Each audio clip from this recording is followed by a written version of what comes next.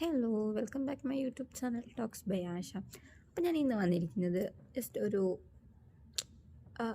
എൻ്റെ ഒരു ഒപ്പീനിയൻ പറയാൻ വേണ്ടിയിട്ടുണ്ടോ. കാരണം ഞാൻ ഈ ഇടയ്ക്ക് കുറേ നാൾ കൊണ്ട് കേട്ടിരുന്ന തമിഴ് നടൻ ജയം രവി, അതുപോലെ തന്നെ പുള്ളിയുടെ വൈഫ് ആരതി രവി, അപ്പോൾ അവർ തമ്മിലുള്ള ഒരു ഡിവോഴ്സ് സെപ്പറേഷൻ, അപ്പോൾ അതിനെപ്പറ്റി കുറേ ന്യൂസൊക്കെ ഉണ്ടായിരുന്നു. അപ്പം ജയം രവി വേറൊരു അഫെയർ കെനീഷ,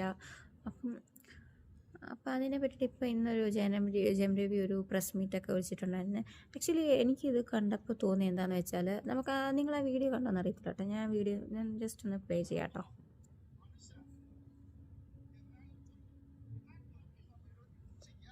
ഈ വീഡിയോ നിങ്ങൾ കണ്ടിട്ടുണ്ടായിരുന്നോ? டைரக்டா ஆடியன்ஸ் கிட்ட பேசுற மாதிரி நினைச்சுக்கிட்டு பேசுறேன். இது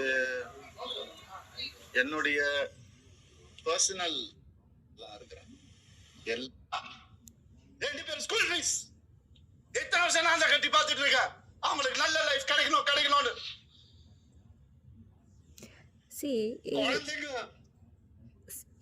ഈ വീഡിയോ കണ്ടപ്പോൾ എനിക്ക് തോന്നിയതെന്ന് വെച്ചാൽ, നമുക്ക് ആരുടെ ഭാഗമാണ് കറക്റ്റ് എന്ന് പറയാൻ പറ്റത്തില്ല. കാരണം നമുക്കറിയില്ല ആരുടെ സൈഡാണ്. ഇപ്പം ഈ പുള്ളിക്കാരൻ്റെ ഭാഗത്താണോ അതോ പുള്ളിയുടെ ഭാഗത്താണോ, ആരുടെ ഭാഗത്ത് ശരിയെന്ന് നമുക്കറിയില്ല. പക്ഷേ എങ്കിൽ ഈ വീഡിയോ കണ്ടത് വെച്ച് എനിക്ക് തോന്നി, എൻ്റെ ഒപ്പീനിയൻ ഉണ്ട് ഞാൻ പറയുന്നത്.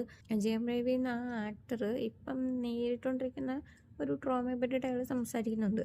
പക്ഷേ അയാളുടെ ഇപ്പോഴത്തെ അവസ്ഥ നമുക്ക് ആ ഇതിൽ നിന്ന് കണ്ടാൽ മനസ്സിലാവും കേട്ടോ. അങ്ങേറ്റത്തെ ഒരു എന്താ പറയുക, ഒരു വല്ലാത്തൊരവസ്ഥയിലാണ് ഇപ്പോൾ അയാൾ കടന്നു പോകുന്നത്. നമുക്ക് ഇമോഷണലി ഭയങ്കര എന്താ പറയുക, തകർന്ന ഒരവസ്ഥയാണ് ഇപ്പോൾ എനിക്കതിൽ നിന്ന് കണ്ടിട്ട് മനസ്സിലായത്. മെൻ്റലി അയാൾ ഭയങ്കരമായിട്ട് ഒരു തകർന്ന ഒരവസ്ഥയിലാണ് നമുക്കിവിടെ കാണുന്നത്. അപ്പം ഇയാൾ ഈ രീതിയിൽ പോയാൽ ഇയാളൊരു എന്താ പറയുക, ഒരു സൈക്കാട്രിക് പേഷ്യൻ്റ് ആ ഒരു ലെവലിലേക്ക് എത്തുന്ന രീതിയിലുള്ളൊരു അറ്റ്മോസ്ഫിയറാണ് ഇപ്പം നമ്മൾ കണ്ടുകൊണ്ടിരിക്കുന്നത്. അപ്പം എന്തൊക്കെയായാലും ഇങ്ങനെ ഈ രീതിയിൽ ഇപ്പം ഇതിന് മെയിനായിട്ടുള്ള കാരണം എന്ന് വെച്ചാൽ സൈബർ ബുള്ളിങ് തന്നെയാണ്. അപ്പം മാക്സിമം നമ്മൾ കാര്യം അറിയാതെ ഒരാളെ ഇങ്ങനെ ബുള്ളി ചെയ്തിട്ട് ഒരു കാര്യമില്ല.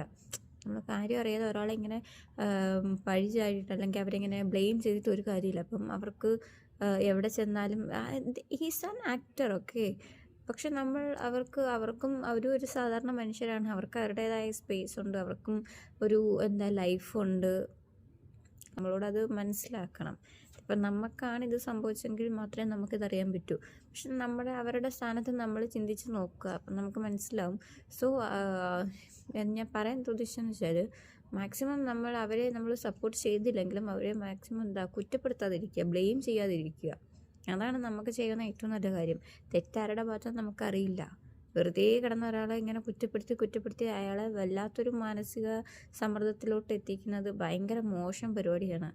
അപ്പോൾ ഈ വീഡിയോ കണ്ടതിൽ നിന്ന് എനിക്ക് തോന്നിയത് ഹീസ് ആൻ ഇന്നസെൻറ്റ്. എനിക്കങ്ങനെയാണ് തോന്നിയത്. മാക്സിമം അയാളെ ടോർച്ചർ ചെയ്യാതിരിക്കുക, അതുതന്നെയാണ് പറയാനുള്ളത്.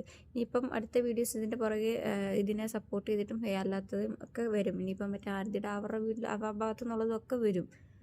ഞാൻ പറയട്ടെ, നമ്മൾക്ക് ആരുടെ ഭാഗത്ത് തെറ്റ് ശരി എന്നൊന്നും അറിയില്ല. എങ്കിലും നമ്മൾ മാക്സിമം ആരെയും സൈബർ അറ്റാക്ക് ചെയ്യാതിരിക്കുക.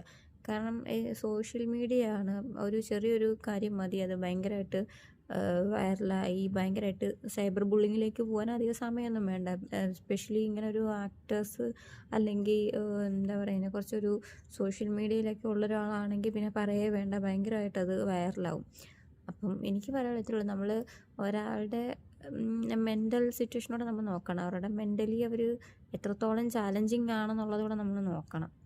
അപ്പോൾ അതെനിക്ക് പറയുള്ളൂ. നമ്മൾ എപ്പോഴും പെണ്ണുങ്ങളെ മാത്രം നമ്മൾ സപ്പോർട്ട് ചെയ്ത് സംസാരിക്കുക എന്ന് പറയുന്നത്, ചിലപ്പോൾ പെണ്ണുങ്ങളുടെ ഭാഗത്ത് ആയിരിക്കും തെറ്റ്, പക്ഷേ എങ്കിലും നമ്മൾ അവരെ തന്നെ സപ്പോർട്ട് ചെയ്ത് സംസാരിക്കുക. ആണുങ്ങളെ നമ്മൾ ഭയങ്കരമായിട്ടൊരു എന്താ പറയുക, വേറൊരു രീതിയിലേക്ക് നമ്മളെങ്കിൽ അവരെ ഒരു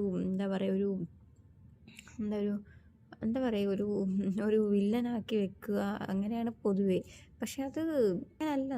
നമ്മൾ ആരുടെ ഭാഗത്താണ് ശരിയെന്ന് നോക്കുക, അതിനുശേഷം നമ്മൾ ബ്ലെയിം ചെയ്യുക. അല്ലാതെ ഒരാൾ ഒരു ന്യൂസ് അറിയുമ്പോഴത്തേക്ക് നമ്മൾ പെണ്ണുങ്ങളുടെ ഭാഗത്താണ് ശരിയെന്ന് പറഞ്ഞ് നമ്മൾ അവരെ സപ്പോർട്ട് ചെയ്തിട്ട് മറ്റുള്ളവരെ നമ്മൾ ബ്ലെയിം ചെയ്താൽ അത് എത്രത്തോളം നല്ലതാണെന്ന് എനിക്ക് തോന്നുന്നില്ല. അത്രേ ഉള്ളൂ. അപ്പം നിങ്ങൾക്ക് എന്താണ് തോന്നിയെന്നുള്ളത് നിങ്ങളുടെ അഭിപ്രായം നിങ്ങൾ കമൻറ്റ് ചെയ്യുക. അപ്പോൾ ഈ വീഡിയോ നിങ്ങൾക്ക് ഇഷ്ടപ്പെട്ടാൽ ലൈക്ക് ചെയ്യുക, ഷെയർ ചെയ്യുക, സബ്സ്ക്രൈബ് ചെയ്യുക. അത്രയേ ഉള്ളൂ. Bye bye.